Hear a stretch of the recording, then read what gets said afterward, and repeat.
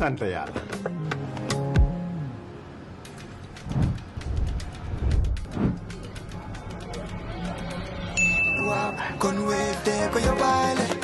looy xaar utal Wave nga scan nga fay te nag doo ci yokku dara.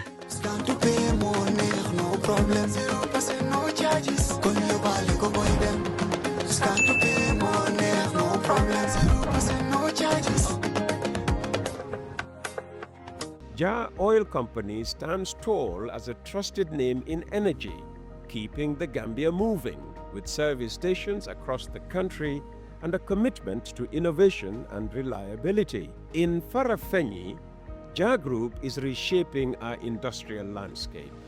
The Jar Oil Cement Factory can produce up to 100,000 bags a day, reducing imports, creating jobs, and building a stronger Gambia brick by brick.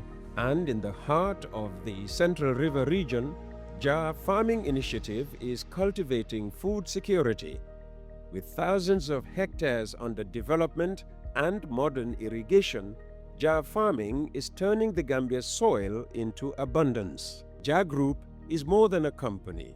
It is a vision of self-sufficiency, resilience, and progress.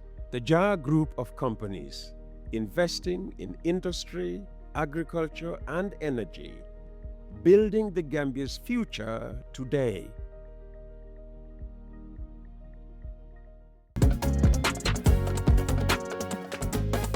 In the Gambia, we all move to different paces. Time is money, convenience is power, and now both are in your hands. No more long lines, no more late payments, no more missed chances. Not anymore. Because now the Gambia has its own super app, Zap. One app, one tap, endless convenience. Send money instantly, pay your bills in seconds, shop without borders, pay your rides, order your meal, buy your ticket, deposit and withdraw money for absolutely free. No extra charges, no hidden fees, only on Zap Super App. This is not just convenience. This is confidence. This is the future in your hands. And the best part, Zap is born right here. Built for us, designed for every Gambian home, every Gambian dream. So don't wait in the past. Step into the future. Download Zap today on App Store and Play Store and enjoy endless free services. Call us today on our toll-free number 1666 or on 260-0001. Zap. All in one. All for you. Tap in. Zap in. Africa is rising and business knows no borders. With Bloombank and PAPS, buying and selling across Africa is now effortless. Fast, secure, direct from your Bloombank account. One Africa, one connection, one heartbeat of opportunity, powered by Bloombank Africa. Bloombank Africa, in partnership with PAPS, connecting Africa, empowering you. Bloombank Africa. We make it happen. It's Tuesday, the 10th of March 2026, and live on West Coast Radio. You are with Coffee Time with Peter Gomez, and I am Aji Jogab.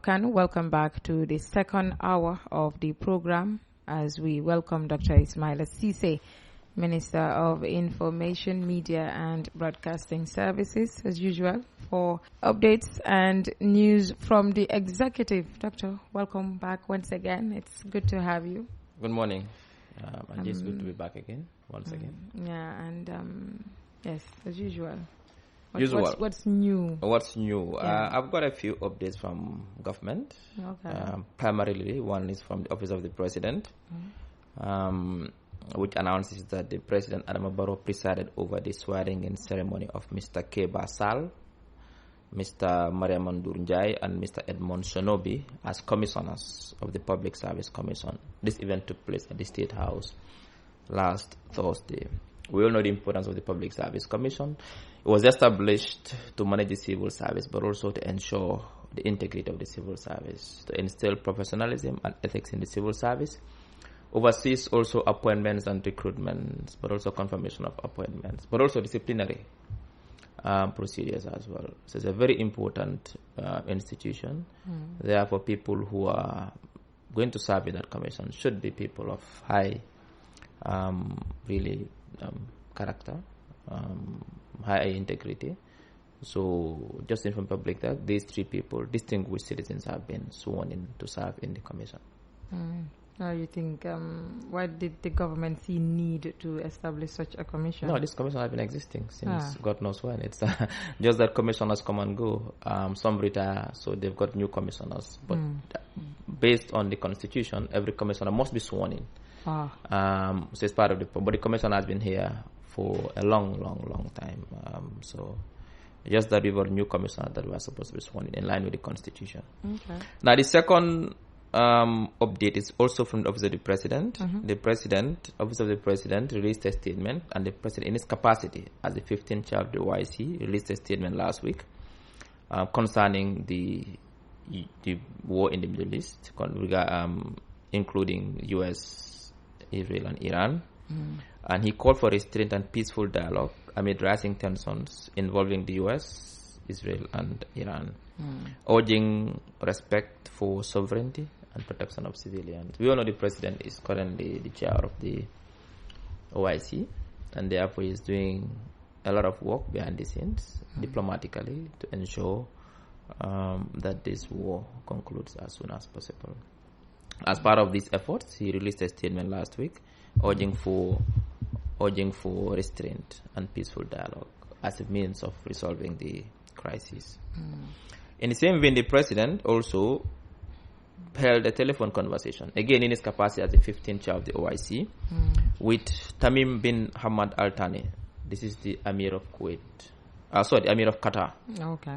The Emir of Qatar, His Highness the Emir of Qatar, condemning attacks, but denouncing the attacks attributed to Iran, and affirming the Gambia's solidarity with Qatar, while calling for dialogue and diplomacy to ensure regional peace. So this conversation was one that the President also took as part of the initiatives he's doing to make sure that there's a speedy end to the crisis in the Middle East. When you say condemning the attacks, you mean on all sides, or? Yeah, denouncing the attacks, because Qatar obviously has nothing to do with this. Yeah, I mean the parties that are involved. Exactly. They're now denouncing the attacks, yes. The President also bade to the Senegalese contingent of ECOMIC, which had served their time and were supposed to go back, following the completion of their mission in the Gambia. This also took place last week. In the same vein, the President received Musa Saleh Batraki, Secretary General of the Organization of African, Caribbean, and Pacific States,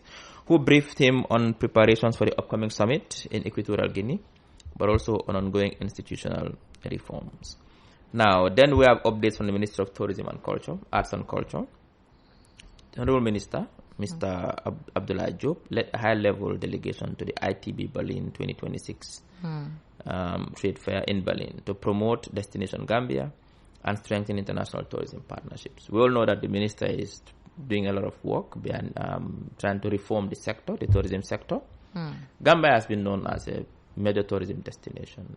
Countries today that attract over 1 million tourists used to come to Gambia to understudy here to see what we are doing right. But due to global events like COVID, things are not going well in the sector, but now it's picking up and the minister is doing well, focusing on 3 things. One is access, trying to make sure that there is enough access. Access means people can access Gambia easily and also not very expensive. That is through the flights. 2 is branding and marketing to sell Destination Gambia. But also the most important, which is very important, is 3, diversification of tourism products. We've been known popular for sun, sand, and sea. But again, there are countries who are also offering the same thing. So what are we offering different from that? So that is what we are doing now. We are diversifying our products now, trying to make sure that we look at what is available. It could be we are trying to revive most of the tourism infrastructure across the country. Trying to build proper rural tourism. How is that coming along? Yeah, that's what we are doing. We're investing in that. We're also trying to revive the game tourism. For example, the Gambia is popular for bird watching. We have a lot of tourists coming here for bird watching. Also, sports fishing. People who just come here for sports fishing. So we need to diversify our products. Recently, we are trying to revive Abuko Nature Reserve to also have a kind of give wildlife aspect of tourism as well. So we are doing a lot to ensure that anything happening at Sindola.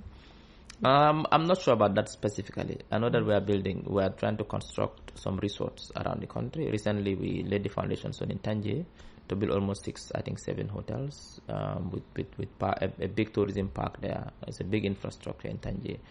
We're also building hotels, also facilitating the building so we have more rooms.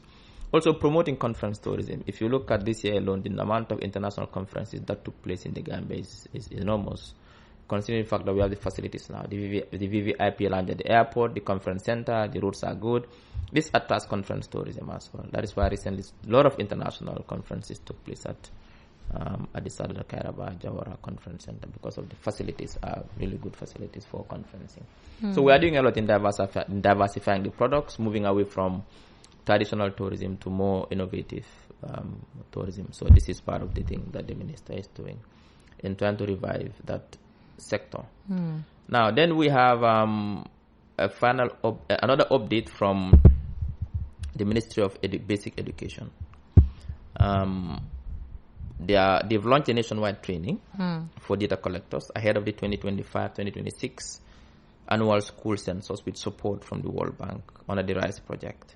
Now, data collection is done every year by the Ministry of Secondary and Basic Education to collect data, to know exactly how many schools, how many teachers, how many students, what is the student-teacher ratio, and so on and so forth. This is important for education management. So this year they are planning to do it as well. And then finally, we have Ministry of Lands, Regional Government and Religious Affairs has inaugurated the National Physical Planning Board in Banjul under the leadership of Honorable Minister Ahmad N. Keba to strengthen national spatial planning and support sustainable development. Now, we know that urban planning is key. It's very important.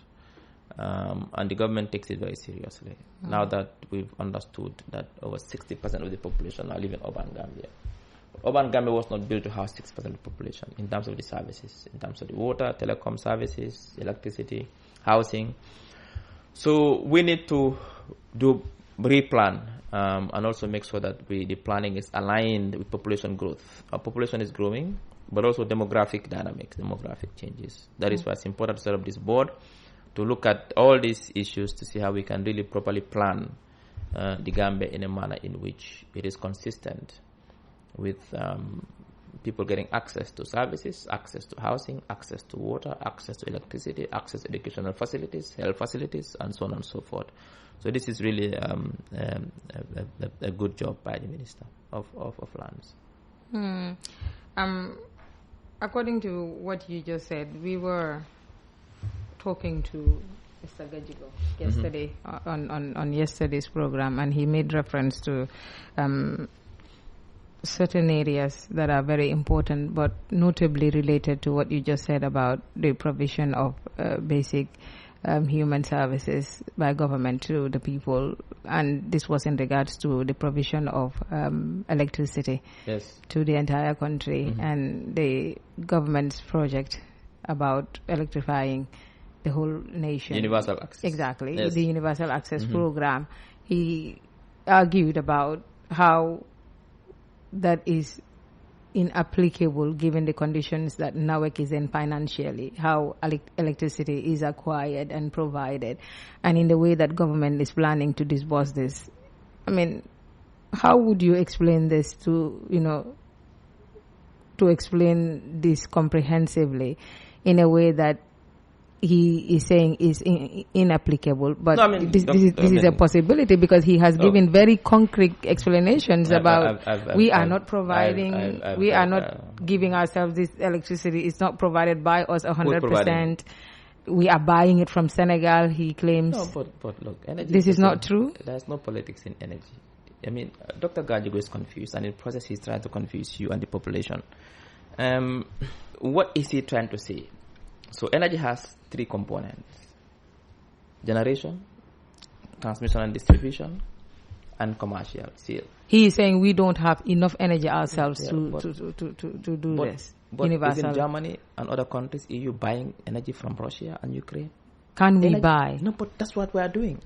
If you cannot generate enough in your country, enough energy in your country, you can buy from outside in the international market.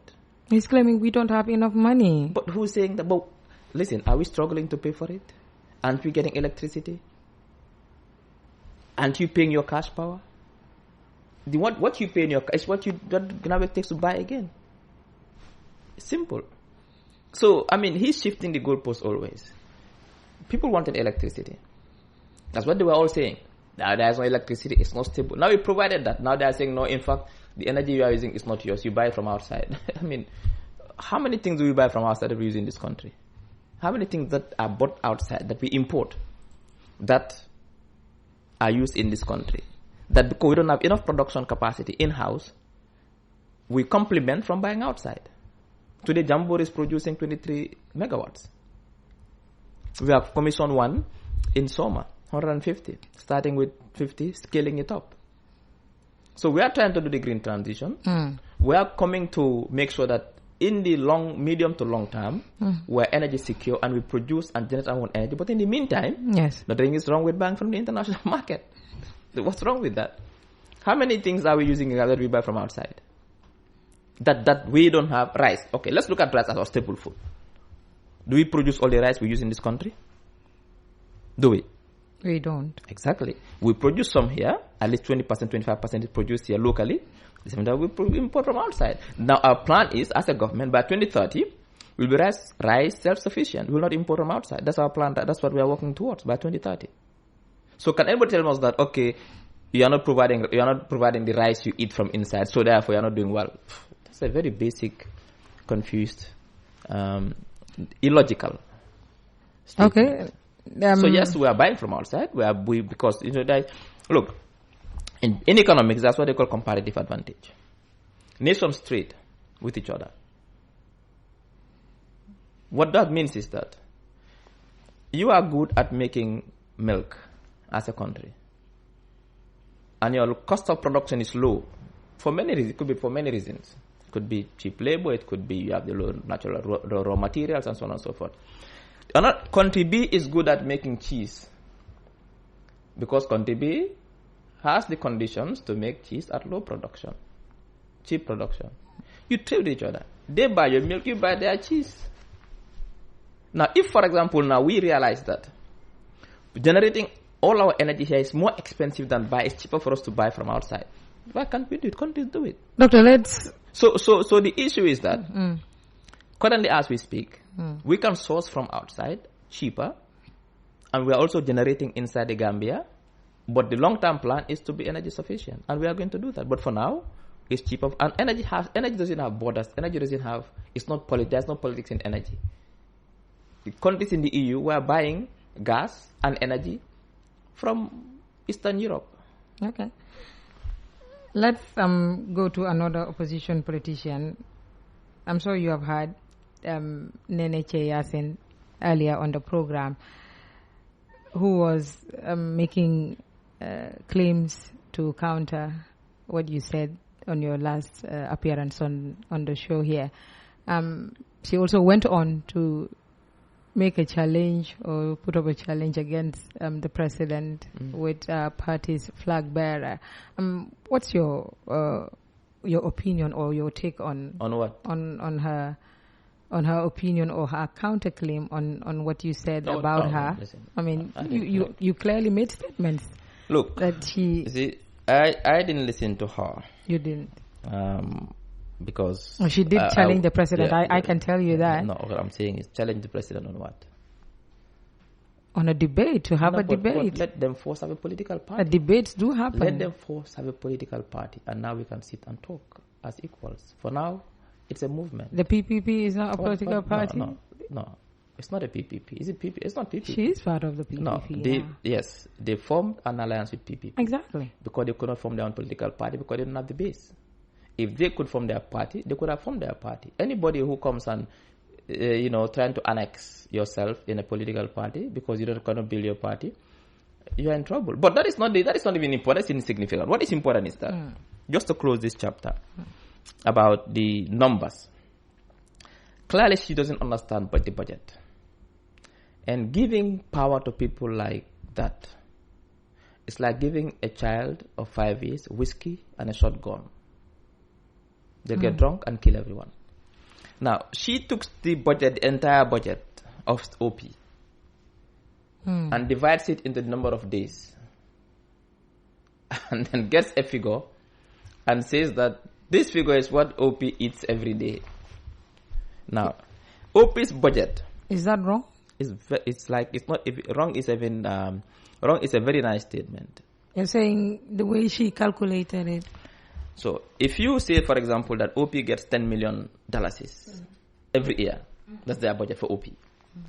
Now you sit and take 10 million divided by 365 days in the year, and then you have a figure and say, OP, this is what the president's wives eat every day because this is the budget. She doesn't know what budget is. That's the danger.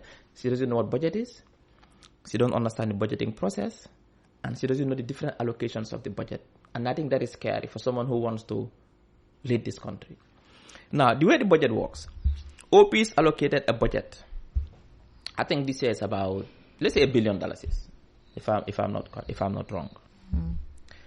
This budget is also one that is OVP is part of this budget. Office of the Vice President, salaries, personal emoluments, operational costs, everything is OVP is there. Now, and you know OVP is not only of the president. OVP has different agencies under it. It has early warning. It has social protection. It has food safety and quality. It has NANA. All these agencies under OP are also part of that budget. Then you have the OP, under OVP are part of that budget. Then the OP itself and the state guards, which are part of the OP salaries.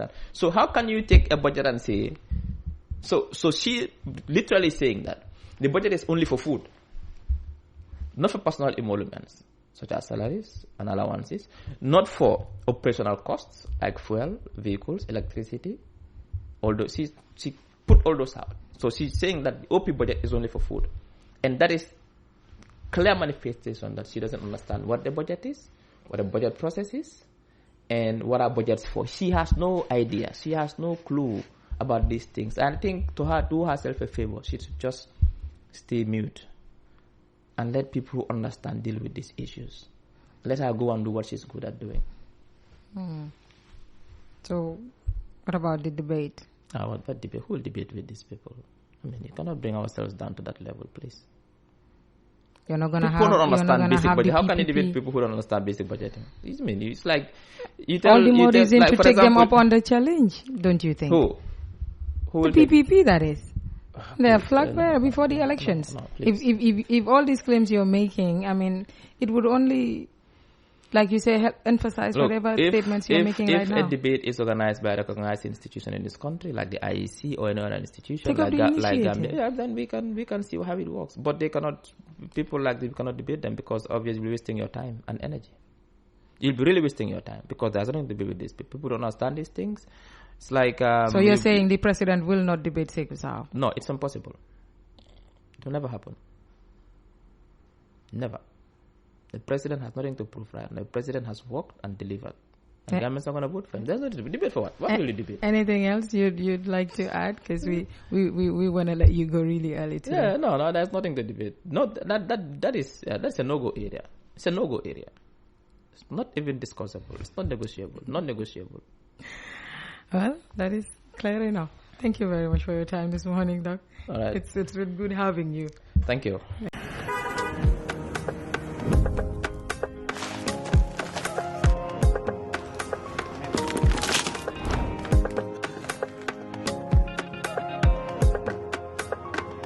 Yëpp lay fay. Sant yàlla.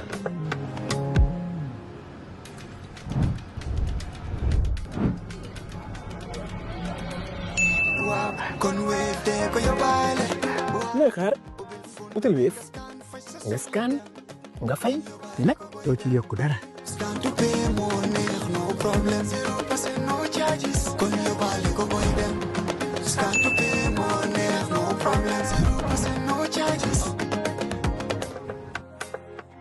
Jar Oil Company stands tall as a trusted name in energy, keeping the Gambia moving with service stations across the country and a commitment to innovation and reliability. In Farafenni, Jar Group is reshaping our industrial landscape.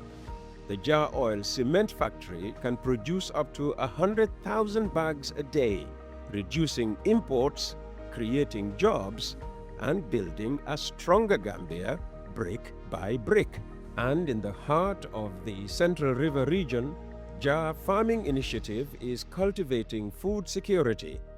With thousands of hectares under development and modern irrigation, Jar Farming is turning the Gambia's soil into abundance. Jar Group is more than a company.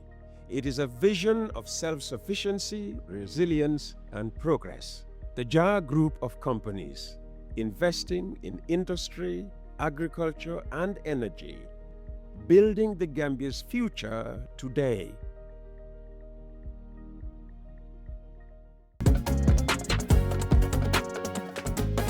In the Gambia, we all move to different paces. Time is money, convenience is power, and now both are in your hands. No more long lines, no more late payments, no more missed chances, not anymore. Because now the Gambia has its own super app, Zap. One app, one tap, endless convenience. Send money instantly, pay your bills in seconds, shop without borders, pay your rides, order your meal, buy your ticket, deposit and withdraw money for absolutely free. No extra charges, no hidden fees, only on Zap Super App. This is not just convenience. This is confidence. This is the future in your hands. And the best part, Zap is born right here. Built for us, designed for every Gambian home, every Gambian dream. So don't wait in the past. Step into the future. Download Zap today on App Store and Play Store and enjoy endless free services. Call us today on our toll-free number 1666 or on 260-0001. Zap, all in one, all for you. Tap in, zap in. Africa is rising and business knows no borders. With Bloombank and PAPS, buying and selling across Africa is now effortless. Fast, secure, direct from your Bloombank account. One Africa, one connection, one heartbeat of opportunity, powered by Bloombank Africa. Bloombank Africa, in partnership with PAPS, connecting Africa, empowering you. Bloombank Africa, we make it happen.